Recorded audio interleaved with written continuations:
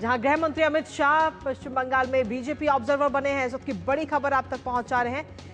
JP Nadda को असम का observer बनाया गया है। तो इस वक्त की सबसे बड़ी खबर, जहां केंद्रीय मंत्री जेपी नड्डा असम में पर्यवेक्षक होंगे और न्यूज पंच में ये सबसे बड़ी खबर आप तक पहुंचा रहे हैं। बीते कल नतीजे आए और नतीजे आने के बाद में अब भारतीय जनता पार्टी ने पर्यवेक्षक नियुक्त किए हैं। पश्चिम बंगाल के लिए अमित शाह को बंगाल बीजेपी ऑब्जर्वर नियुक्त किया गया और वहीं जेपी नड्डा को असम का ऑब्जर्वर इस वक्त बनाया गया है। तो पश्चिम बंगाल में अमित शाह होंगे पर्यवेक्षक।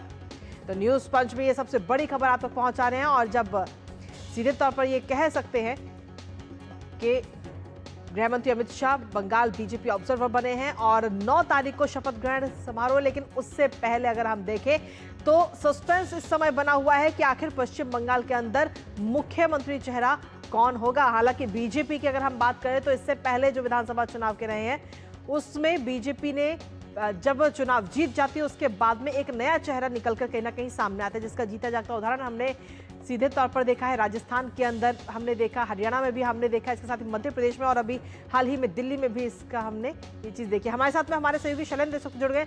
शैलेंद्र, क्या कुछ ताजा अपडेट आपके पास?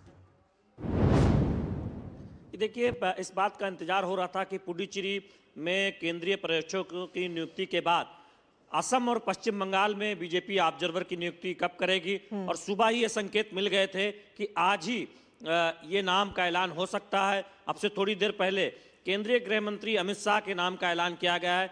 वो बंगाल में ऑब्जर्वर होंगे और मोहन चरण मांझी साथ में सह पर्यवेक्षक होंगे। इसके साथ ही साथ जेपी नड्डा असम में केंद्रीय पर्यवेक्षक होंगे और नायब सैनी साथ में सह पर्यवेक्षक होंगे। इसका मतलब ये है कि बीजेपी ने सरकार बनाने की जो कवायद है वो औपचारिक तौर पर उसकी जो प्रक्रिया होती है वो शुरू कर दी है।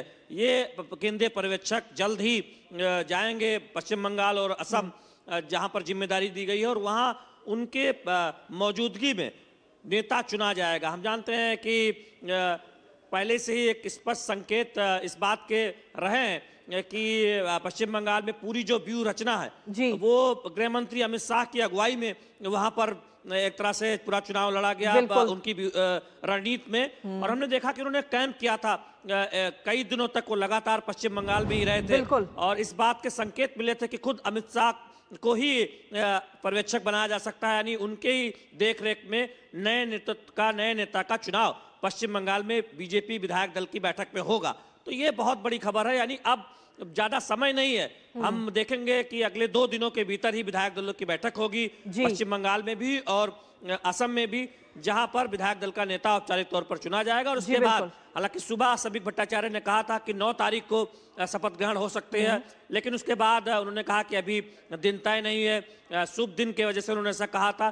तो मंथन चल रहा है कि 9 तारीख या 10 तारीख। संकेत यह है कि 10 से पहले असम में भी शपथ ग्रहण हो जाए और पश्चिम बंगाल, जहां बीजेपी पहली बार अपने गठन के बाद, जनसंघ और बीजेपी पहली बार राज्य की सत्ता में इतने बड़े बहुमत के साथ आने जा रही है, वहां पर भी सरकार गठन हो जाए।